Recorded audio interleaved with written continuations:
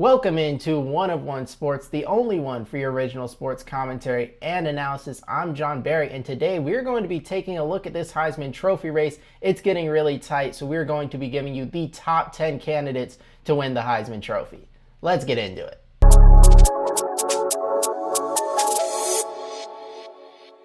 All right, so how we are going to be breaking this down, I've got four tiers. So for the fourth tier, we're going to have four guys. Third tier, three guys. Second tier, two guys. And then the first tier will be your Heisman Trophy favorite. That'll give us 10. But before I want to do that, we got to break down how do you win the Heisman Trophy and, of course, some honorable mentions. And I think we generally get the formula. Typically, it's going to be a quarterback. Now, it doesn't always have to be the case. I mean, you look last year, Travis Hunter and Ashton Jeanty finished 1 and 2 in the race, neither of which were quarterbacks. But typically, you're looking at quarterbacks and quarterbacks with really good numbers on really good teams. And that leads us into our honorable mentions because there are some guys out there who have some of the better numbers in the country, but just aren't on good enough teams. I'm looking at Darian Mensah, who I just don't think Duke is good enough. I thought they'd be better. And weirdly enough, depending on where you look, they're actually favored to win the ACC, which would mean they would make the playoff. But even that scenario, like right now, they're a 3-loss team unranked. You can't win the Heisman like that. Similar story with Joey Aguilar. Big passing numbers, a lot of touchdowns. You've got 3 losses in your 3 biggest games of the year. You can't win the Heisman Trophy that way. And then the other thing is you got to be somewhat in marquee spots. Think Heisman moment. So you look at North Texas where their quarterback had 608 yards the other weekend, but you're playing at North Texas, so you're not going to win the Heisman, right? So you're looking at high-profile quarterbacks typically with really good numbers on really good teams. That's not the only way you can win it, but generally that's what you're looking for in a Heisman Trophy winner. So with that, we can unveil Tier 4 and my candidates 6 through 10. Or 7 through 10, I should say. So starting off, we've got Demond Williams Jr. from Washington. And this is one where this is my sleeper guy who I think you could see a big rise late in the season because Washington is a ranked team that I still think has a big opportunity and a very good shot, maybe not very good, but a decent shot to make the college football playoff. And if they do that, I think it's going to be because Demond Williams plays great down the stretch. And we've seen what it looks like when this guy plays good. Do I need to remind people of the Rutgers game where he had 4 touchdowns and about 500 something yards of offense? Just absolutely ridiculous stuff from him. So we've seen what the ceiling looks like. And if he can play even close to that down the stretch, in the last week of the season, Washington, with potentially 2 losses, will be playing Oregon, potentially with a playoff spot on the line. That's exactly the high-profile game you need. And if he plays well in that game, puts Washington in the playoff, you could see a late surge from Demond Williams to get into the Heisman conversation. Now, it's not very likely, but you look at his numbers and you could start to talk yourself into it. Like the completion percentage is there. Touchdowns you would like to be higher, but they're not bad, and passer rating is extremely high. So he's had really good numbers all year, and if he starts to do it against the best competition, i.e. Oregon, that would kind of overcome what was the Ohio State struggles and the Michigan struggles. Look, it's a long shot, but there's not 10 guys you look at right now who have a very good shot of winning the Heisman. I think he is one of the better shots of a guy who's out on the periphery, who has the numbers already. Keep those numbers up, maybe get better, and has a high-profile game to launch himself into the top of the conversation. I've got him at 10, and then we've got Gunnar Stockton and Bear Bachmeier, 2 guys who kind of remind me of each other at 8 and 9. This isn't actually in any order. Like the tiers themselves, like you're higher up, that means you're better, but within the tiers, you can rearrange any way you want. But Gunnar Stockton and Bear Bachmeier are both guys who aren't going to blow you away with their passing statistics, but they're just winning games and can make plays on the ground, and they're going to have similar Heisman cases. For Bear Bachmeier, it's very clear. If BYU goes undefeated, so you beat Texas Tech this weekend in a big spot, and then you beat Cincinnati on the road as well, and then you're in the Big 12 title game and you beat, maybe it's Texas Tech again, maybe it's Utah, maybe it's, I don't know if it'd be Cincinnati again, but another ranked team, so you've piled up these big wins, you're a top 5 team in the college football playoff rankings, and even though his numbers aren't out of this world, this is a true freshman who is clearly the leader of the team and what would be an undefeated team, one of the best in the country, who's had a bunch of big wins and has found ways to win games because he's had some marquee passing games. You look at Iowa State, he threw for over 300 yards, and he's also had some signature rushing plays. You look at Utah, game on the line, he breaks through tackles, rushes for a touchdown, basically seals the victory for the Cougars. So if he keeps doing that kind of thing, just making winning plays, he could find himself in the mix at the end of the season. And it's a similar story for Gunnar Stockton. He's made clutch plays. Look at the end of the Tennessee game. Look at the Ole Miss game. Keep making clutch plays. Get a few of these big wins down the stretch. You've got Texas. You've got Georgia Tech. Play well in those games. Maybe Alabama falters, loses a second SEC game. Now you're in the SEC title. You beat, maybe it's A&M. So now you've got 3 really high-profile marquee wins. He continues to play well. And now Georgia's at the top of the rankings, right? It's this kind of same thing. You're going to have big opportunities on a really good team. And even if the numbers don't blow you away, just by winning and making clutch plays, he could find himself right there, dead in the mix. And then finally, Jeremiah Love. This is the only non-quarterback on the list. And it was actually, I wanted to include one Notre Dame player, so it was going to be either CJ Carr or Jeremiah Love. And you just look at the past few weeks, Jeremiah Love has clearly been Notre Dame's best player.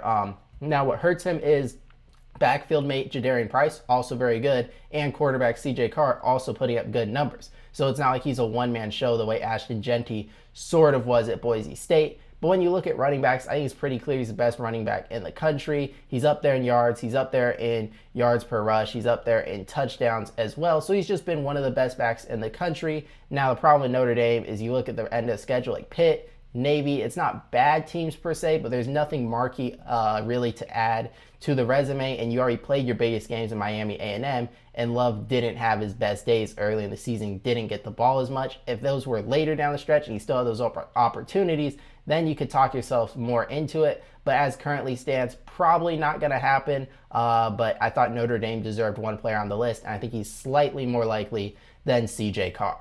Now on to tier 3, we have Marcel Reed, Haynes King, and Dante Moore. I'll start with Marcel Reed because the case is very similar to that of Bear Bachmeier and Gunnar Stockton.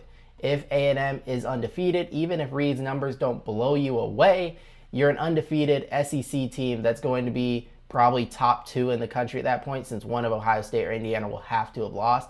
So you're a top 2 team in the country, undefeated through SEC play. He's leading the charge at quarterback, and his numbers are just better than Bachmeier's and Stockton's. They're not elite, but they're better than that, and also it's more marquee to be undefeated SEC team than undefeated Big 12 team.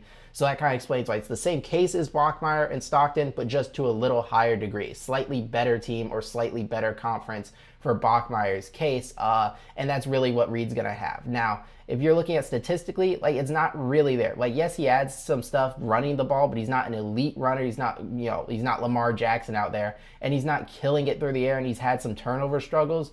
But this is, like I said, A&M continues to win games. You've got Missouri, you've got Texas, and if he does some really big things on some really good defenses, he still has ability to climb, especially if some of these other guys falter. Now, Haynes King is a guy who is really interesting because he actually is elite running the football. And it's funny because his last game was probably his best game, over 500 yards of total offense, running it, throwing it, 4 touchdowns. He was elite, but the defense was so bad that they still lost by double digits to NC State. Had they been able to win that game, I think Haynes King would have shot up in Heisman odds. Instead, they actually took a dip because of the loss.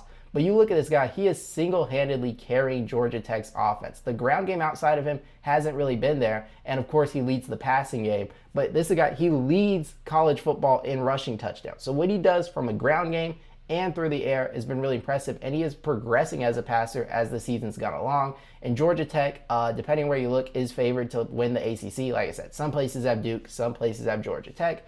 You're still an 8-1 team. You've still got Pitt, a ranked team up. You've still got Georgia and potentially ACC title game against maybe it's Duke, Virginia, Louisville, maybe even Miami. Probably not Miami, but maybe it's Miami. Either way, probably a ranked team at the end of the year. So you have several marquee opportunities down the stretch against ranked opponents, and you can imagine if Georgia Tech in the last week of the season beats Georgia behind a heroic performance from Haynes King, like gritting it out, running the ball, picking up 4th downs, like multiple touchdown performance to upset the Bulldogs and send Georgia Tech with all this momentum into the ACC title game, because they would already clinched it at that point if they're going to be there.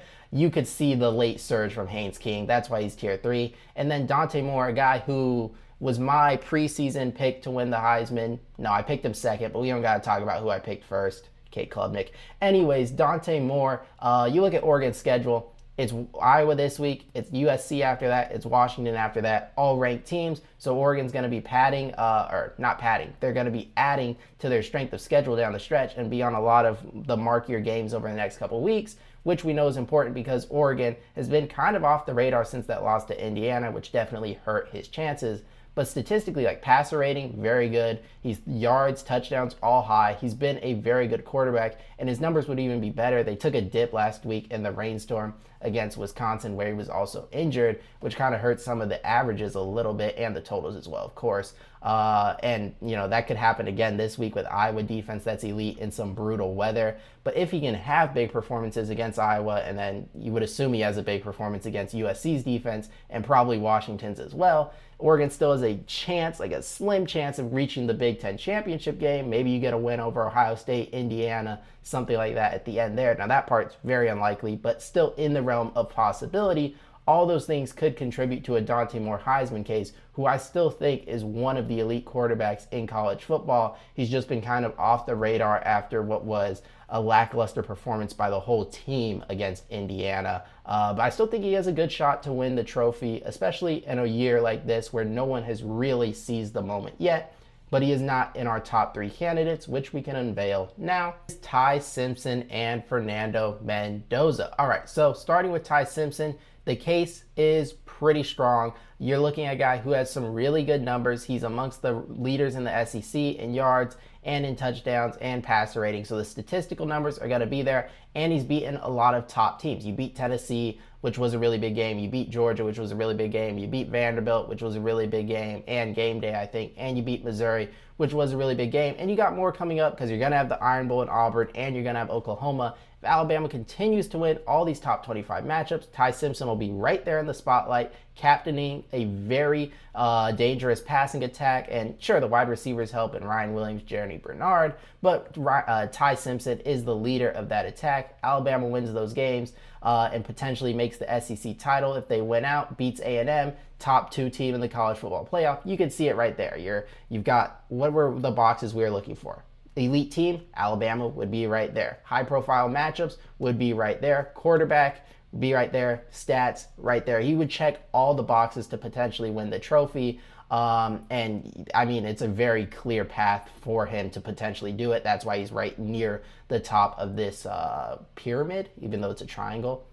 And then for Mendoza, it's much of the same, but just even more amplified. Because in this scenario where Mendoza wins it, Indiana's run the table. So just like Alabama, you're an elite team, except you're undefeated. And then you beat Ohio State, which has been the best defense in the country. And if you're going to do that, that means Fernando Mendoza had a pretty good performance, potentially a Heisman-like moment down the stretch in a Big Ten championship game. So you've got the elite team, you've got the quarterback, and his numbers are even better than Mendoza's. More yards, more touchdowns, higher passer rating. So it's just the Ty Simpson case amplified, and there's a very solid argument for considering the circumstances for what he's been at Indiana versus the number 1 guy to put him number 1. But if we unveil tier 1 right here, Julian Sayin has just put up some ridiculous number. His completion percentage is insane. It's over 85% completion percentage. It takes him like 3 games to miss 10 total throws. Everything's completed, and the yards per pass is top 10 in the country as well. Touchdowns, he's number 1.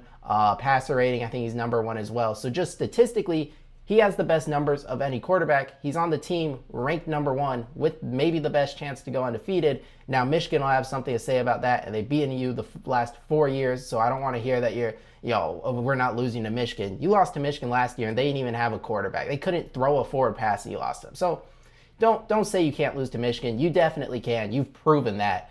But if you beat Michigan, if you win the Big Ten title, there's no doubt you'll be the number 1 team in the rankings with the quarterback who has the single best statistics. The one flaw in Sayin's case, and what people will probably point to, is they'll say, well, he's not actually the best player on his team. Like Mendoza, I think people think probably is the best player on his team. Maybe they think it's Surratt. Maybe they think it's one of the DBs, like Moore. And then Ty Simpson, even Ryan Williams and Bernard are talented. Most people still say he's been the best player. I think Julian Sayin, almost nobody really thinks he's the best player on the team, and pretty much everyone agrees Jeremiah Smith is the best player on the team. And if it's not him, it might be Carnell Tate with the way he's playing. So when you look at the stacked receivers who are, you can maybe attribute some of Sayin's attribute some of Sayan's success, try saying that 5 times fast, to the wide receiver core, but I don't really think that's what would happen. We've seen quarterbacks with elite wide receiver groups win before, and if Ohio State continues to do what they do and Julian Sayin continues to have just these ridiculous numbers, it might not even matter that they haven't been tested, that he might not have the marquee moment, because they'll just be so far ahead of the field, both statistically and as a team and statistically in terms of his numbers and efficiency. So that is my top 10 Heisman candidates in my Heisman hierarchy. Make sure to let me know, who did I have too high, who do I have too low, and maybe someone I didn't include you think should be in this. There are certainly some names you could point to. But if you guys enjoyed the video, make sure to leave a like, subscribe, and I will be back Sunday with a recap and reaction to all the week's college football games. Until then, I'll see you guys next time.